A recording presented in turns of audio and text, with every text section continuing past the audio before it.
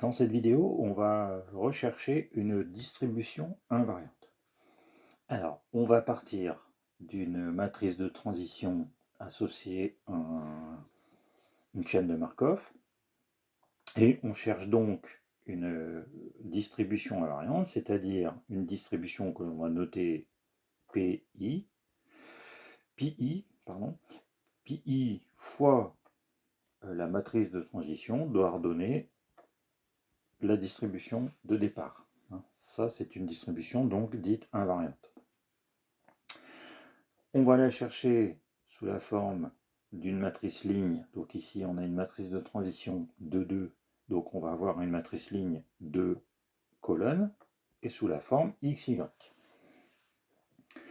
Et on va calculer PI fois la matrice de transition. Donc XY, la matrice XY fois la matrice ici de 2. Du coup, PI fois la matrice de transition, on obtient donc 0,95x plus 0,1y et 0,05x plus 0,9y. Et on veut que cette matrice soit égale à la matrice donc, de départ, pi, c'est-à-dire xy.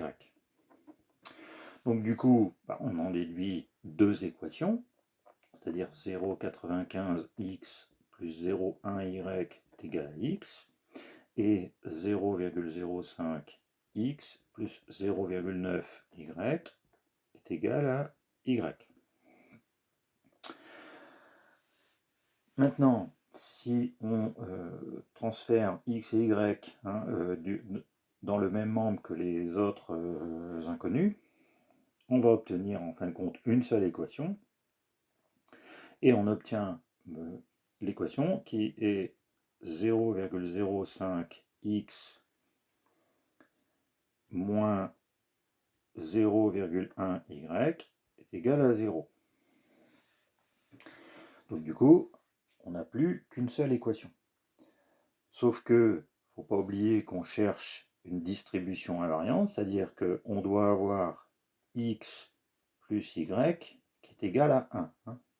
On a la distribution associée donc à cette matrice de transition d'une chaîne de Markov, donc x plus y est égal à 1. Donc du coup, on se retrouve avec ce système, x plus y est égal à 1. Alors, ce qu'on peut faire éventuellement, c'est pour éviter les nombres, ici on peut multiplier la première ligne par 10, ce qui va nous faire 0,5x moins 1y, donc moins y égale 0, et x plus y est égal à 1. Voilà. Donc du coup, on y va, on calcule, on va résoudre ce petit système, deux équations, deux inconnues, et on voit qu'en additionnant les deux lignes, on va pouvoir éliminer y, et on va obtenir, alors on va regarder une équation, x plus y égale 1, et on additionne la ligne 1 et la ligne 2, ça va nous donner donc x plus 0,5, c'est-à-dire 3 demi de x, est égal à 1.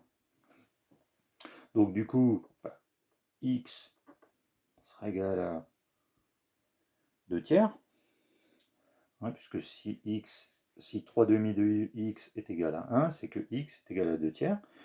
Et du coup, y, ça sera le complément à 2 tiers pour aller à 1, c'est-à-dire y égale 1 tiers.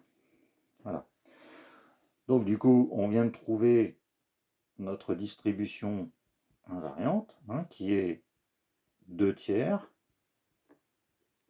1 tiers. Donc voilà comment on cherche une distribution invariante avec une matrice de transition associée à une chaîne de Markov à deux états, puisque ici on a du 2,2.